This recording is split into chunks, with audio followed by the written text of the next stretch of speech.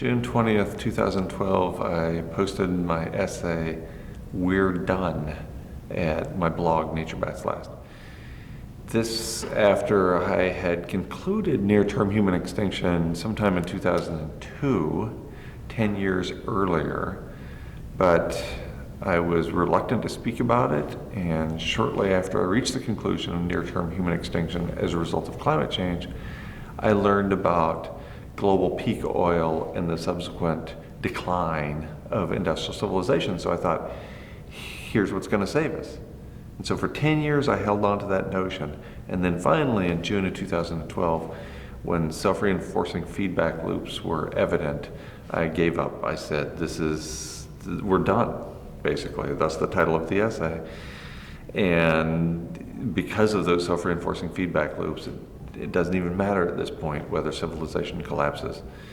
Humans are headed for extinction in the near term regardless.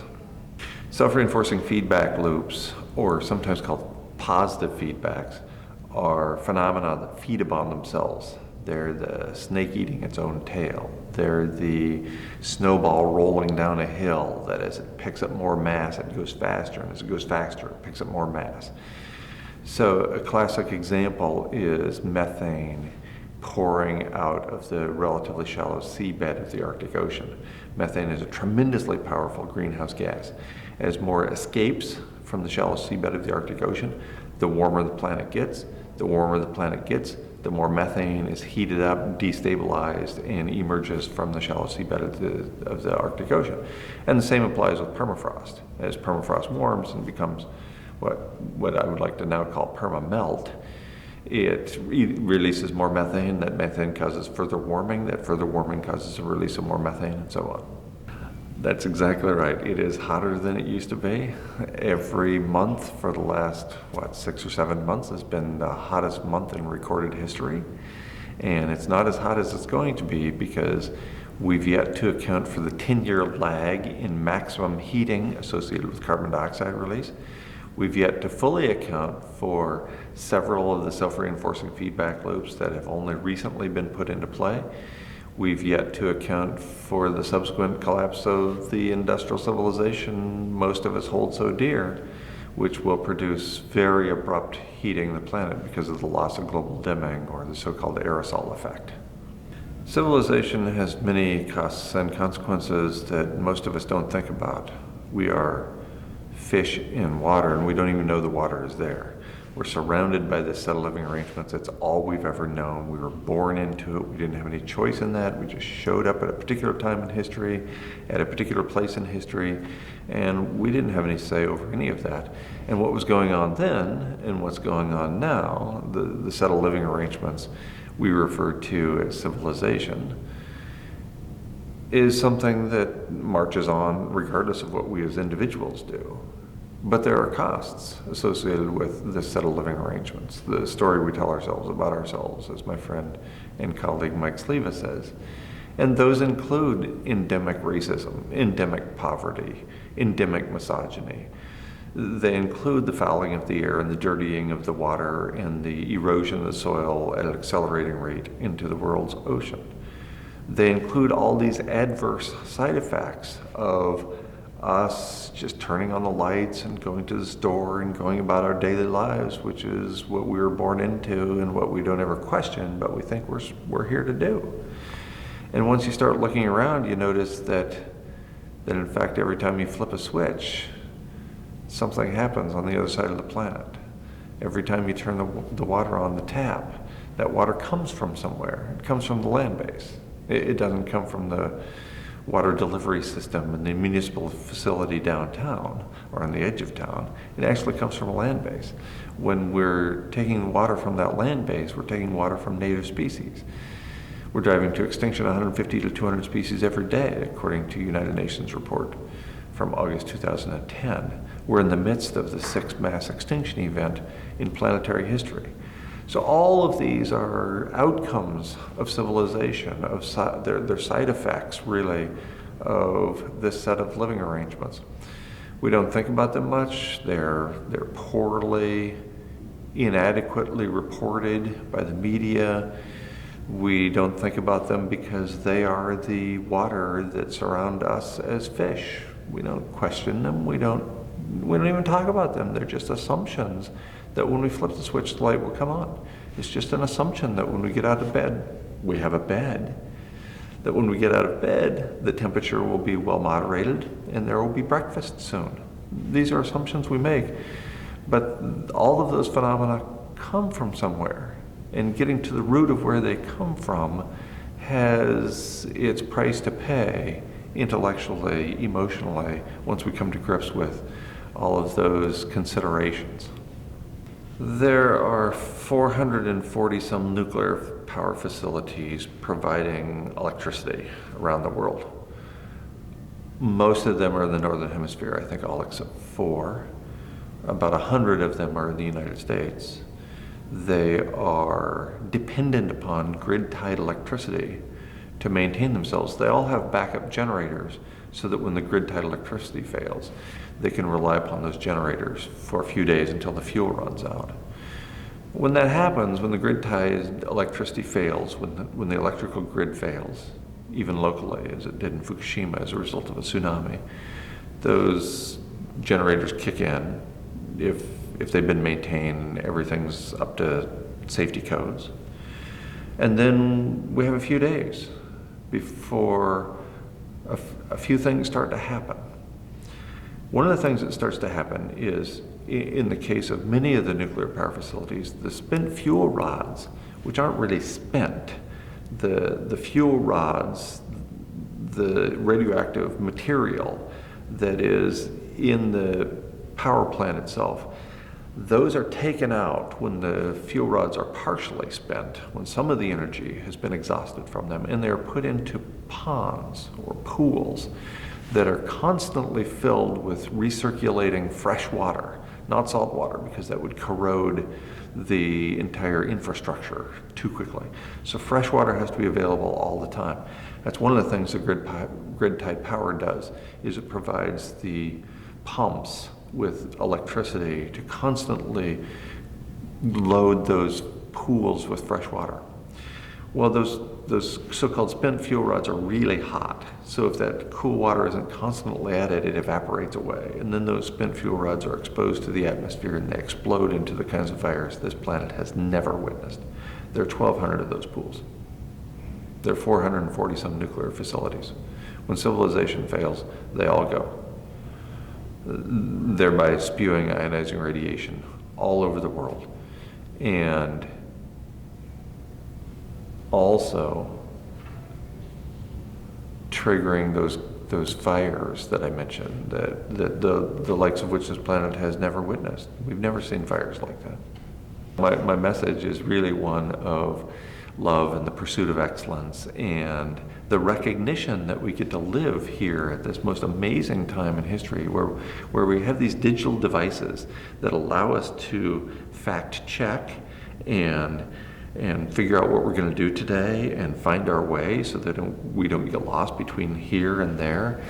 And so we have access to all this technology and all this knowledge and all this information, but it seems to me not much wisdom. And so my message isn't so much gloom and doom as it's remarkable that we get to be here. It's remarkable that we get to be here this most amazing time in human history, apparently the end. And all of that aside, we actually get to make choices in our lives about what we do. We can jump on the hamster wheel that this set of living arrangements encourages us to jump onto. And then we can go faster and faster as this set of living arrangements encourages us to do, as this culture encourages us to do. And the faster we go, the more blurred the bars become. Pretty soon we don't recognize that there are bars at all. But once we step off the hamster wheel, it stops spinning, and we can start to see that, oh, those were bars. Those are the bars on the cage. And we stepped out of it, and we stopped, and we breathed a little bit, and we realized that we didn't have to be going faster every day. That's one of my definitions of civilization, of this set of living arrangements. Must go faster. And that's about right. We all feel like we have to go faster every day. But we don't. We can step aside. We can take time for ourselves. We can take time for those we love. We can pursue excellence. We can pursue love in whatever form that means for each of us individually. And we can live with a little Buddhist-inspired advice. Remain calm. Nothing is under control, at least not from our perspective as individuals. There's a study that came out a few years ago in the Refugee Journal literature indicating that the very slow linear rate of climate change that was present until the study was published, I think it was in 2013. And so it was based on evidence accumulated before then, probably given the publication process. The evidence came from 2012 and earlier. And the information in the paper indicates that organisms are 10,000 times too slow, 5 orders of magnitude slower at adaptation, at evolution through natural selection, than climate change is proceeding. So even the very slow linear rate of climate change up till that time, before it was obvious that we had triggered abrupt climate change, even that slow rate of climate change was outstripping the ability of organisms to keep up by a factor of 10,000 times. And the organisms under study were vertebrates like us. Among many of the geoengineering strategies that have been proposed is massive reforestation of the planet. I like Derek Jensen's description of civilization. Forests greet us and deserts dog our heels. And so the idea is, let's put the forests back. Well, that would require an enormous amount of energy and probably a lot of water to be delivered to those trees in many places to regrow the forest, because in many of those places, deserts dog our heels. And so it's not planting into the sort of environment with which those species have evolved through natural selection to grow in. So we have to change the environment, make it more favorable for those plants. Even if we were to accomplish all that, there's a couple of things to consider. First of all, it's just temporary, because those trees will grow and then they will die. And they will release a vast majority of the carbon that they accumulate back into the atmosphere. That's what they do. Fire is just a means of speeding up the decomposition process, but the decomposition process proceeds apace anyway. The second thing to consider is that even if we went on this massive campaign to worldwide plant a bunch of trees, based on the evidence I've seen, that would not the carbon sequestration that would result from such a massive reforestation effort would not even keep up with the annual increase in carbon dioxide. The interest, if you will, much less biting into the principle that is all the carbon dioxide currently in the atmosphere, now over 400 parts per million, when 300 parts per million was safe, and according to James Hansen, 350 parts per million was the absolute upper limit. The absolute upper limit that we could not cross if we want to maintain habitat for humans into the future. Well, they're coming from all over the world. All over the world's oceans. They're coming out of Antarctica as well. It's just that in the northern hemisphere is where most of the plant material has been for the last many thousands of years on the planet. You know, you look at the mass of land on Earth, and it's almost all in the northern hemisphere. There's very little land in the southern hemisphere, right? Like a third of Africa and South America and this little island known as Australia and New Zealand. So really most of the land mass is in the north. And as a consequence, most of the decomposition, most of the dead organisms are in the north as well. So what that means is the Arctic Ocean, which has relatively little ice compared to at the other end of the planet, the South Pole, Antarctica. It's relatively little ice up there in the Arctic Ocean, so there's lots of biological activity. That methane comes from two sources. It comes from two primary sources. It comes from terrestrial permafrost. As the permafrost breaks down, it decomposes into CH4 or methane, which we know as natural gas that we use to heat our homes and heat our water. So there's a bunch of permafrost on land. There's also, as a result of sea level rise since the last ice age, there's also a bunch of permafrost in the relatively shallow seabed of the Arctic Ocean because the sea level rose and covered up that permafrost. So now there's, in addition to the terrestrial permafrost up there on land, there's a bunch of permafrost that's been buried, and the stuff that's been buried under the ocean and has been contributed to under the ocean by decaying plant and animal bodies that fall down to the ocean floor, and so accumulate, they get clathrates or hydrates built around them. That's the chemical cage that surrounds the CH4 molecule. That's just the name for it, is the hydrate or the clathrate. Those are synonyms. And as it heats up, that clathrate, that cage breaks open and releases the CH4, the methane, into the water column, or directly into the atmosphere in the case of terrestrial permafrost. This is the self-reinforcing feedback loop James Hansen was particularly worried about in his 2007 book, Storms of My Grandchildren. That one from the Arctic Ocean in particular, the hydrate gun or the clathrate gun being fired. That is, all of that methane pouring out of the Arctic Ocean in a short period of time. It would surprise me very much if there was a human being on the planet in 2030. It's a prediction I made a really, really long time ago, a conclusion I reached based on substantial evidence. It appears that figure was conservative, given the rate at which the feedback loops and the heating are proceeding now. So I think we don't have long. Remember, it was Gerardo Ceballos interviewed in June 2015, coincident with the release of the paper in Science Advances, pointing out that we are in the midst of the sixth mass extinction. It was Gerardo Ceballos who said our species likely would be among the first to go extinct, because we're complex organisms and we depend upon so many other organisms for our survival, for our food, for our water, for the clean air we breathe, and so on. So because we are so dependent upon so many other species, we lie at the apex of an inverted pyramid, if you will.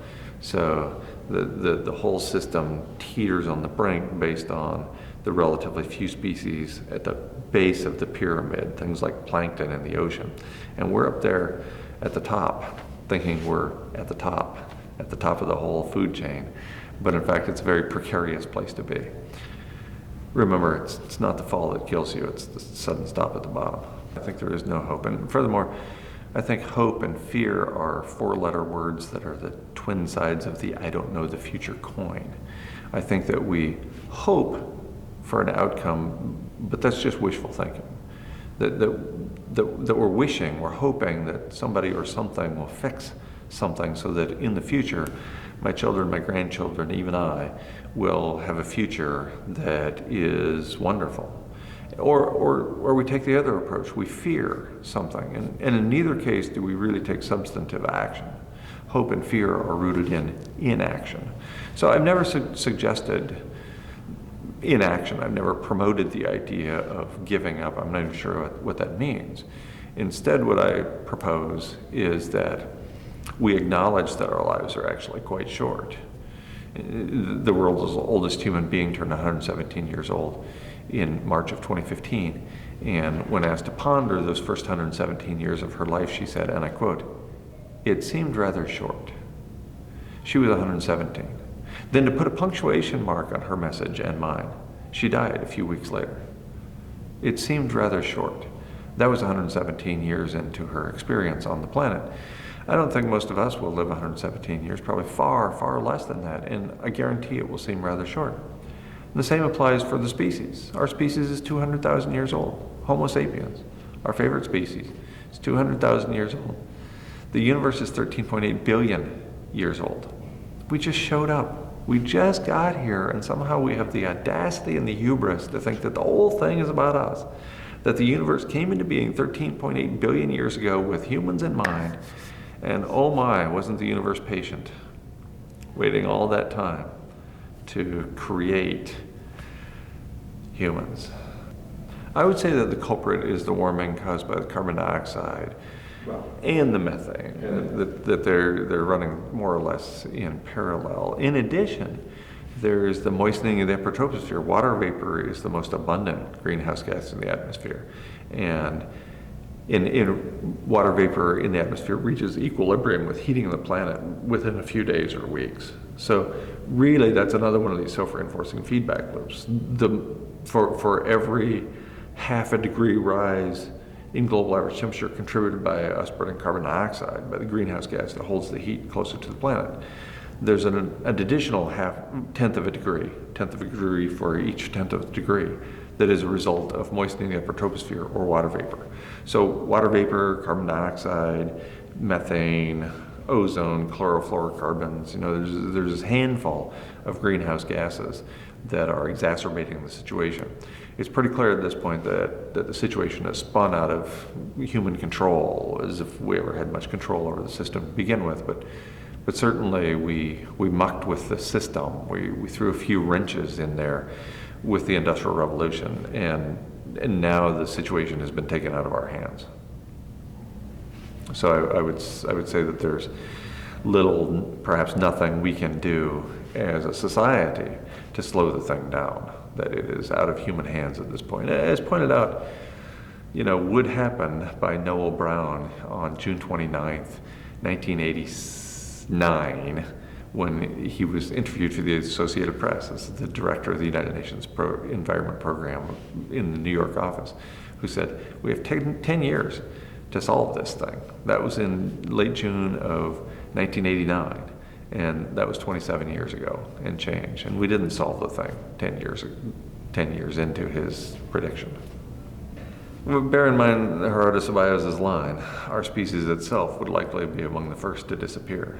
I think essentially every human being on the planet will be gone before 2030, and it won't be, we get to do everything we're doing now. We get to fly all over the world on a whim for a relatively low price. We get to turn on these lights. We get to have water coming through the taps.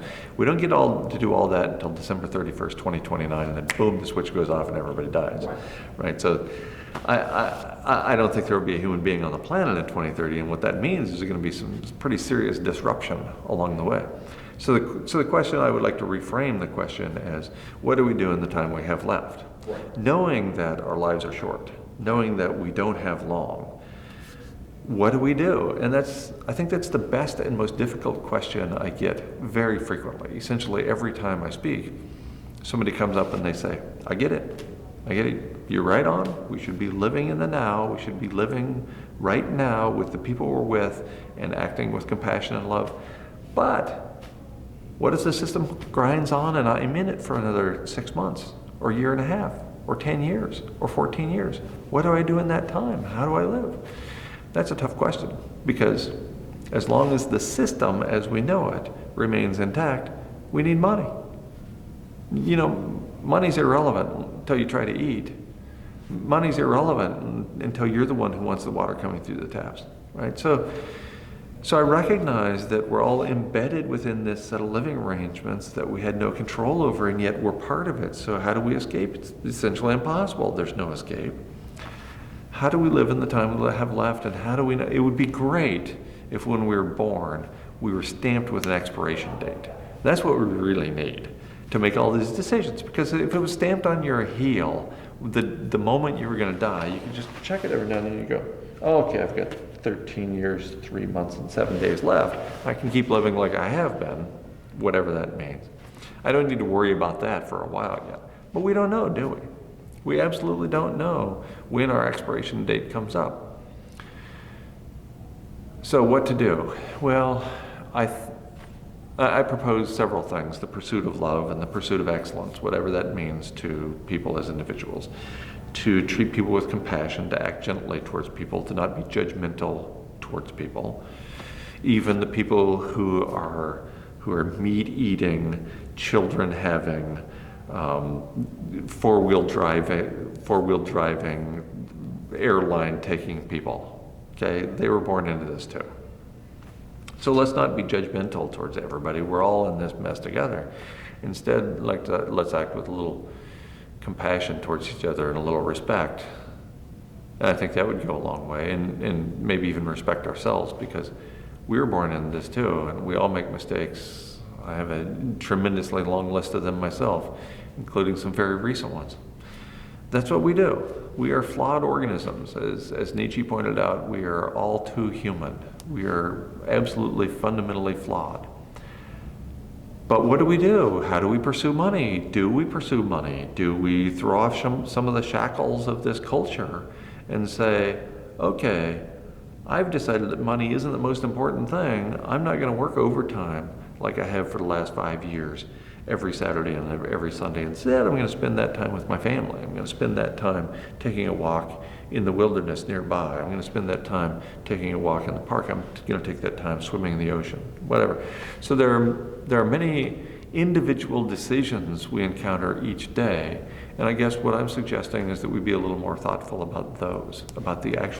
I mean, I hate to be trite and use the old stop and smell the roses line, but there's a lot to be said for that. There's a lot to be said for recognizing that each moment may be our last. You know, at the beginning of my presentation, I include a line from Homer in the Iliad, who points out that every moment may be our last. We are never more beautiful than we are today. We will never be more wonderful. The life will never be more wonderful, and we will never be more beautiful than we are right now. What we have is right now. And what I leave off when I include that line from Homer in the Iliad, the part I leave off is the beginning. At the beginning he says, the gods envy us. Why do the gods envy us? Because they have to put up this drudgery forever. Every moment may be our last. Life will never be more wonderful. We will never be more beautiful than we are right now. The gods can't say that. They have to put up with this forever. We get to stop and appreciate that we have this moment. Let's seize it. I came up with a phrase when I was on a long trip a year or so ago. We often hear carpe diem, right? Seize the day. How about pressum diem? Squeeze the day. Squeeze all the life out of every day. Instead, most of us jump on the hamster wheel and go to work 8 or 9 or 10 hours a day, and we come home and we rush around, we yell at the partner, and we have supper and we go to bed, and it's not a very fulfilling experience every day. We can have fulfilling moments along the way, and furthermore, we can contribute to wonderfully fulfilling, satisfying, loving moments with the people we're with. Let's do that. And I know that we're stuck in this whole thing. We're born into a jail cell. We're born into captivity. I get that. And so at some level we have to put up with the drudgery that the gods were talking about through Homer in the Iliad. So we have to put up with a certain amount of drudgery. But probably most of us don't have to put up with as much as we're putting up with. At least those of us who are privileged enough to live in the global north and have access to all of this. Some places are already being profoundly impacted by climate change. There are a couple 100,000 people who die every year as a result of climate change. So if you're in the family of one of those couple 100,000, you know about climate change. It has already affected you. There's a refugee crisis, unparalleled in recent history, triggered by climate change. 5 of the Solomon Islands in the South Pacific went underwater in the last few years. People in the South Pacific know about loss of habitat for humans, and they are fleeing to New Zealand and Australia.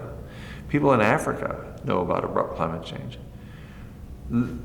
Many of the people in Northern Africa are leaving, are abandoning the area that is the only place they've ever known because of loss of habitat. It's the only place they've ever known. That's the only home they've ever known. They have lived there for generations. Their father and their grandfather and their great-grandfather and their descendants going back for a family line for hundreds or thousands of years. They aren't leaving to take a vacation. They're flowing into Western Europe in droves because they got no place to go, because they can't grow food anymore. They ran out of habitat. So places like that are among the first. The interior of large continents, especially in the northern hemisphere, are already being impacted and will be the first, I suspect, to lose habitat everywhere, because the interior of large continents, particularly in the northern hemisphere, heats up at least twice as fast as the global average. So we get to 2 degrees C global average above baseline. That means at least 4 degrees C global average above baseline in the interior of large continents in the northern hemisphere, like where we grow wheat, which is problematic for food production. So the interior is going to be bad. There are already water shortages around the world, with hundreds of millions or billions of people lacking access to daily water that is safe to drink. So already habitat losses proceeding apace, even for humans, that will continue. Where's the last refuge? It's pretty hard to say, but the money, the big money, which tends to be the big data, because you have big money, you have the ability to track a lot of information. That's how you got that money. The big money is going to places like New Zealand and Tasmania, the southern island state of Australia, maybe to Chile and Argentina. The closer you get to Antarctica, the better you're going to be protected by the big body of ice that is Antarctica. And so the cooler you'll be for an extended period of time. But I don't think in this case extended means a great deal of time. We're not talking about decades here, much less centuries. So I would propose that when it comes to moving, that we all move to that most important place where we maybe could have been moving all the time. And that's right here. That's inside. That's moving into your heart and acting differently and squeezing the day. At some point, it's pummeling the dead equine, right? I mean, it's beating the dead horse. The data, the information that is constantly pouring out indicates that Antarctica's Larsen B and Larsen C ice shelves are going away, that the methane is leaking out from Antarctica as well as from the Arctic, as well as off the east coast of the United States and the west coast of the United States. There's methane coming out of everywhere now. The oceans are heating up, the phytoplankton are dying. That's the base of the marine food web. You can go on and on and on with the information. And I did. For years, I constantly updated an essay at my blog at guymcpherson.com. And every few days, I would add more information about how screwed we are. And then in early August of this year, of 2016, I stopped. I said, look, I got 30,000 words here. And I have the short version of the essay that's 1,200 words. And if that isn't convincing enough for you that we have caused our own demise, then nothing will be. Then you'll be like the conventional heterosexual Caucasian male climate scientist who thinks I'm a cherry-picking crazy man, who can't come to grips with the actual evidence indicating that civilization is a heat engine that has now overheated the planet, and we aren't going to have habitat for long into the future. I don't think we need to go into every detail. In fact, my co-host on the radio show, on Nature Baz Last Radio, Mike Sleva, says, you don't need the science, and he's not a scientist. He was a high school teacher for a long time. He taught how to write the 5-paragraph essays so you can get out of high school and into college.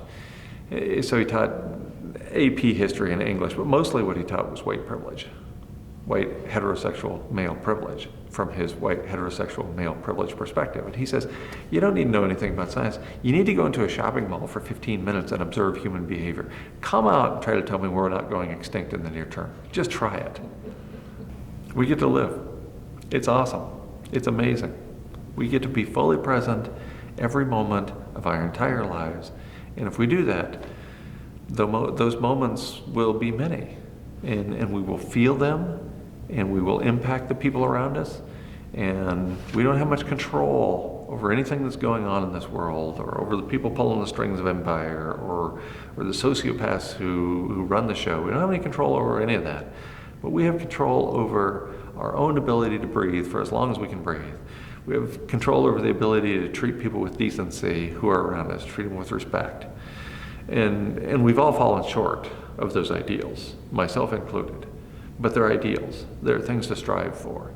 And that's what I would suggest that we can do, and perhaps even should do, is act as if this is what we have, and these are the people we're with, and actually be there for them, with them, for ourselves, with ourselves.